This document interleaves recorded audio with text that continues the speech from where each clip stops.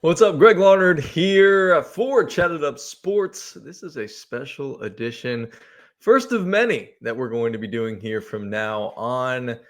Little Word with G segment. You may have remembered from back in the day, different places, whether it be ESPN Lafayette down in Lafayette, Louisiana, or here on ESPN Chattanooga. I did the Word with G, so we're bringing the Word with G back. It's just a way for you and I to sort of chit chat a little bit. Just you and I kind of miss doing these solo segments every once in a while. And just to kind of lay it out for you, we are going to do shorter segments. I know on the regular podcast with all the guys, we go about an hour to 2 hours, somewhere kind of in that range with some live shows. But I wanted to bring you some shorter form content here under the Chatted Up umbrella and just kind of sort of pump some life into and revitalize the Word with G a little bit and make it sort of what I always wanted to make it on radio with a video element. Yes, I am at my house in North Carolina right now for Christmas and hanging out with the family a little bit. I hope you had a great Christmas yourself. Happy New Year, good tidings, happy Hanukkah, all of those good things. Happy holidays for sure. Today, we're going to be getting into the Atlanta Falcons. But before we do that, I just want to let you know we are sponsored by Mike's Hole in the Wall, Chattanooga's favorite place for sippers, beer lovers, game day fans, families, professionals, and people that love great food, all since 2008. They've got you hooked up with every single game on game day. Yes, we've got some big college football playoff games still in the mix and NFL games with major playoff implications. Why bother trying to set up multiple TVs in your own house when you can head down to Mike's, located in downtown on Chattanooga's North Shore at 535 Cherokee Boulevard. They have every single game right at your fingertips. You don't have to mess around with the remotes. Just ask their incredible staff. They'll do it for you. Plus, they do have the best wings in town and other delectable food items with the friendliest staff in town, bar none. Ask for Cam. She's fantastic. And don't forget, you don't have to feel bad about leaving your dog at home either. While you're out there watching all of the college football, all of the NFL action, if you want to bring your furry friend out with you as well, they have the largest dog-friendly patio in the city. So check out Mike's Hole in the Wall today. Do it now. Thank me later. Check them out online, mikesholeinthewall.com. As I mentioned, we are going to get into the Atlanta Falcons today. I want to do a little bit of a deep dive. I really miss talking about the Titans and the Falcons and things that pertain to our regional audience here. So let's talk a little bit about the Falcons. I know they have a huge game coming up this Sunday night, and we're going to dive into that one a little bit as well. But I want to talk a little bit about Michael Penix Jr. and the decision for the Atlanta Falcons to switch going from Kirk Cousins, Kirk O'Chains, to Michael Penix Jr., the rookie with just 3 games left. Now, the Falcons did Michael Penix Jr. a major service. I'm not going to say disservice, but a major service. Did they put him in a little bit of a precarious situation? Sure, they did. But what I love about what the Falcons did in making this switch now, since Kirk Cousins was on a historically bad streak, the team had lost 4 straight games at the Saints, not a good team, at the Broncos, playoff team, but real bad. They lost to the Broncos. At home against the Chargers, a toughly played game, and then a real bad performance by Kirk against his former mates at Minnesota in his former town where he played a bunch of years, got paid a bunch of money, and came up very, very small. And then they got a win over the Raiders, 15-9. Again, Raiders a very bad team. Kirk Cousins got the touchdown monkey off of his back, which was fantastic. You'd love to see that, but he still wasn't playing well. The ball just wasn't coming out of his hands crisply. He was a little indecisive. It just didn't seem like he had the same juice coming off of that Achilles injury. So Raheem Morris and company, they look at the situation. They say, all right, we got 3 games left. We're not in great playoff position anymore after that 4-game losing streak. The Tampa Bay Bucks actually have a game up on us. We've got 3 games left. The Giants, the Commanders, and the Panthers. We got to make a change. We got to do something to pump some life into this team, because what they had been doing with Kirk Cousins, it's like the definition of insanity, right? You keep doing the same thing over and over and over again, expecting different results. I actually applaud Raheem Morris for making this change to Michael Penix Jr. because something needed to happen. And you get a chance to watch Michael Penix day in and day out in practice. You can tell if he looks decently ready or not. You should be able to tell whether this guy can handle running an NFL offense or not day in and day out. It's been almost the entirety of the year with Michael Penix Jr. in practice, getting second team reps, the whole thing. So they must have seen something that said, hey, look, this kid can handle it. And this, to me, was the perfect spot to insert Michael Penix Jr. in because it's a very low leverage spot. Now, I know the playoff thing was on the mind. I get it. I understand.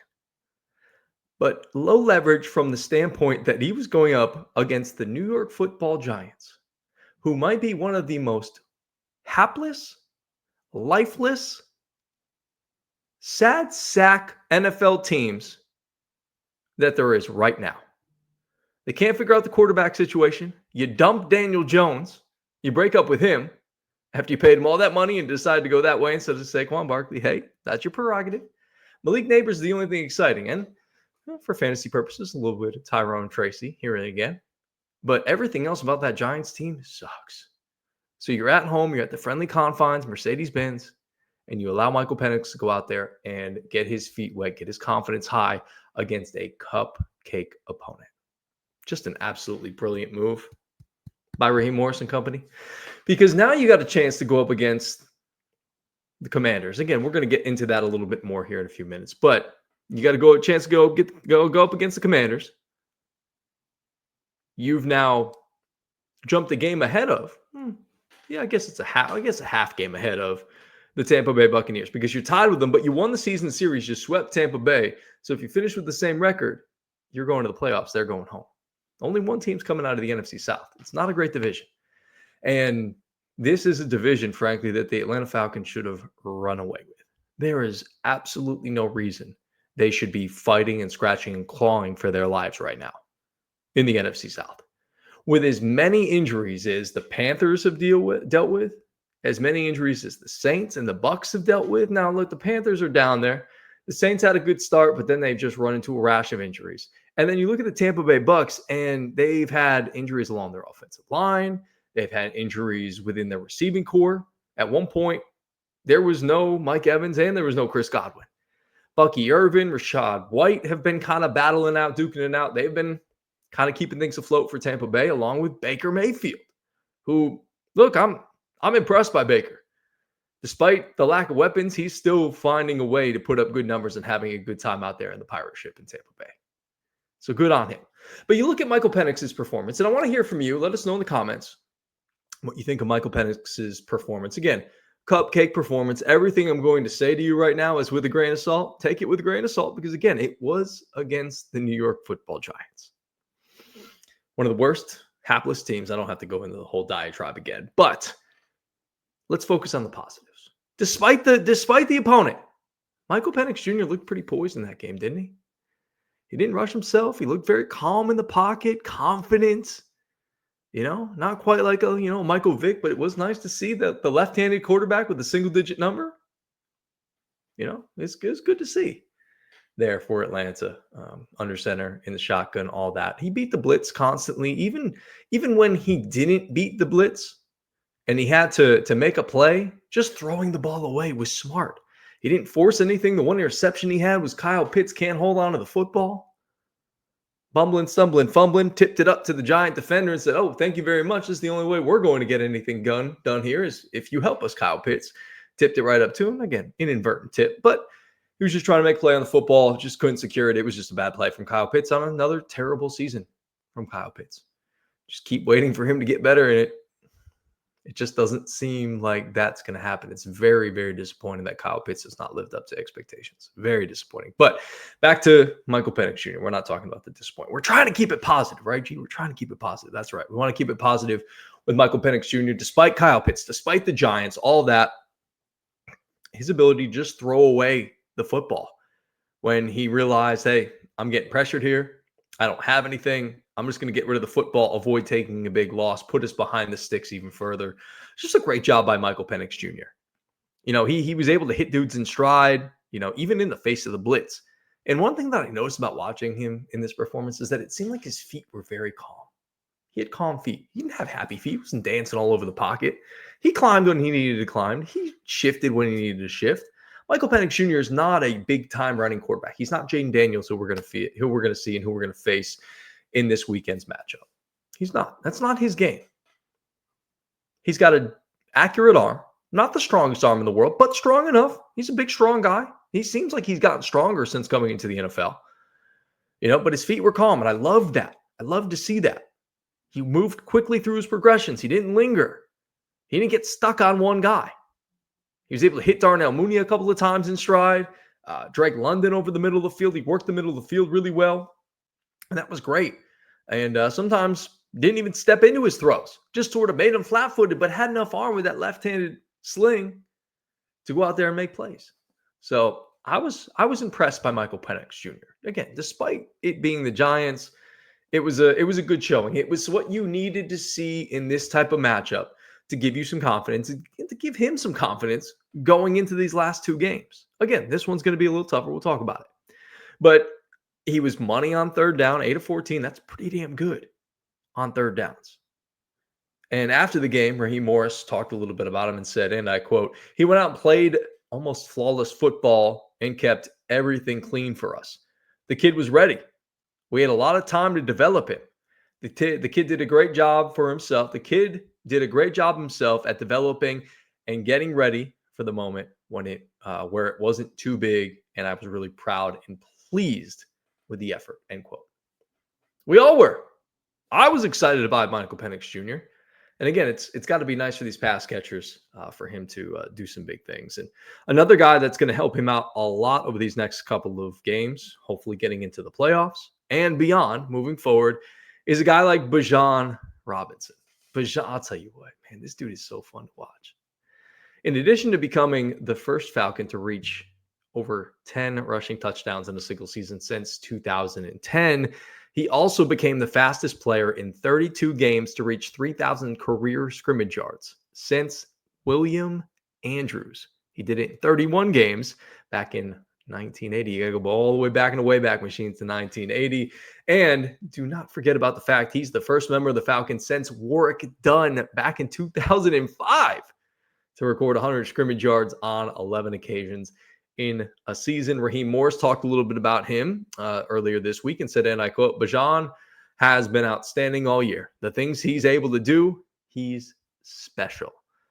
And he also mentioned and talked a little bit about, and that's an end quote there, but he also talked a little bit about how he'd probably be getting a little bit more recognition if it weren't for that guy. Oh yeah, Saquon. We talked about him earlier, former Giant, what he's doing with the Philadelphia Eagles in those MVP conversations. He won't win it, but at least he's in that conversation. It's really incredible to watch what Saquon's been able to do. And another thing that's going to help a young quarterback is the defense coming up big. They had 2 pick sixes last weekend, which was awesome. We've seen that a couple of times. Jesse Bates, Matthew Judon, a couple of the vets stepping up. Matthew Judon's been incredibly disappointing this year. Only 4.5 sacks. The red arm sleeves, the whole thing. I love the look. I was a big Matthew Judon fan from his time with the Ravens and his time with the Patriots, where he was pretty dominant on those defenses. But at 32 years young, he just doesn't seem to have the same juice. So a little disappointed in Matthew Judon this season. But a couple of guys that are not, again, G, we're being positive. Positive G. Let's be positive G. All right, back to positive G. Sorry. New microphone. Who is? The linebackers. Let's look at a couple of linebackers. If it's not Matthew Judon, at least there's Caden Ellis and Arnold Ebiketie. Arnold Ebiketie, a couple of, draft pick, mid-round draft pick. I think it was like 3rd or 4th round a couple years ago from Penn State, finally blossoming a little bit here at the end of the season. And then Caden Ellis. They stole him from the Saints. Ryan Nielsen, who was here last year in terms of the defensive coordinator, he was able to bring over Caden Ellis. Caden Ellis stuck. And both of these guys, they started out really slow this year. There was no pass rush for the Atlanta Falcons, but the pass rush has ratcheted up the last couple of weeks. Those guys both continue to play well. They're major keys in that cog to rushing the opposing quarterback. Ellis is tied for the NFL's longest active sack streak. That's 4 games. He's got 5 of them things total. And then Ebiketie, he's been on a tear over the second half of the season. 4 sacks over the last 4 games. He's got 5 total. Again, tells you how little of an impact he made for most of the season up until the last 4 or 5 weeks, right? So that's been that for the defense. Now that helps Michael Penix and a young quarterback as well. Now they are going for a 9th win. Now they got 8 wins last week against the Giants. It's in fact the first time that they had 8 wins since 2017. I kind of find that hard to believe, but that is the truth. It's not been great for the Falcons here lately. And I've been on Sports Talk Radio, and last year I was really high on the Falcons, getting an opportunity to make the playoffs and do what they needed to do. But I guess that's what happens when you put your faith in a guy like Desmond Ridder. It is what it is. The quarterback position was supposed to be better this year with Kirk Cousins and all the money that the Falcons gave him. It hasn't worked out that way. He had a couple of nice games early in the season, hit that bad stretch. Again, still a veteran and a guy that if Michael Penix does get injured or is very ineffective, or if the moment just seems too big for him, you can at least go back to Kirk's, I don't know if you want to call it savviness, but at least he's a veteran and he can manage a game even if he can't make all the throws. So you've got that, but hopefully you won't have to do that because on Sunday night, it's again a primetime game with a spot potentially in the playoffs up for grabs. Now the Falcons, they can clinch a playoff spot this weekend. It's going to take a Buccaneers loss. And then they have to beat the Commanders on Sunday Night Football. The Commanders are a 10-win football team. And there's actually going to be a little bit of history happening this weekend when Daniels and Penix Jr. face each other. It's the first rookie quarterbacks drafted in the first round to face off in primetime. Again, that's kind of hard to believe that this is the first time we are seeing rookie quarterbacks drafted in the first round face off against each other in primetime. I guess, maybe sometimes the rookies don't always start right away. This, that, and the other thing. So, yeah, it's going to be a fun one. Jayden Daniels has been an absolutely fun player to watch. He's been electric with his legs, with his arm. Terry McLaurin's going to be good in this one, and that's going to be somebody that A.J. Terrell has to make sure he keeps his eye on because Terry McLaurin has been scary Terry here with the competent quarterback play. So that's going to be fun. The Falcons are going to be looking, obviously, for Michael Penix Jr. to do some of the things that we talked about him doing in his first start against a better defense, but he'll do it against the defense in the Commanders that don't have Marshawn Lattimore. That's obviously made the trade from the Saints, the whole thing. The defense has gotten better. As I mentioned, Terry McLaurin's going to play.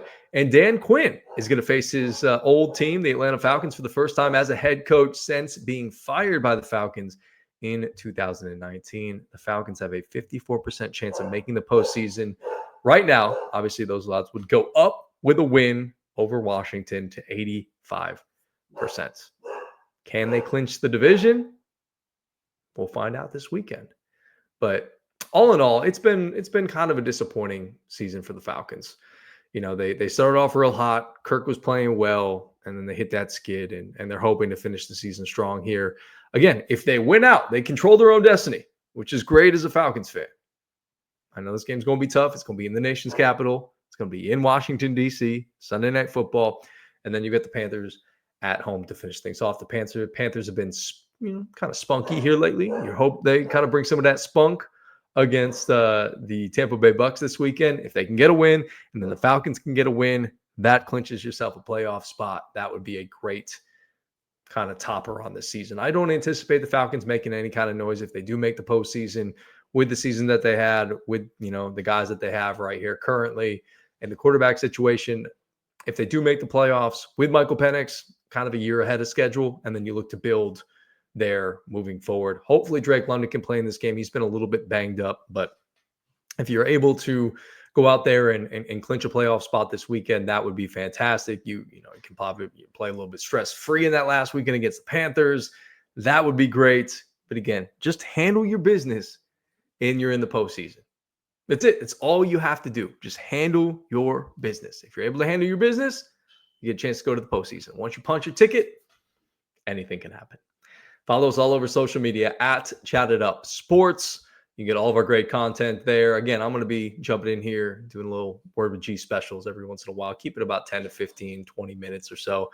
you kind of get the juices flowing again. You get to talking and things go a little bit longer. And, maybe we'll get Miggy in here on some Falcons talk, or maybe we'll get some guests in here. There's a lot of different things that I want to do with this segment, but I wanted to bring you some shorter form contents that are obviously a little bit more streamlined than our regular shows with everybody, whether it's just with me or maybe me and Mig or me and Chase or me and Joseph or whatever it may be, or me and Garrett.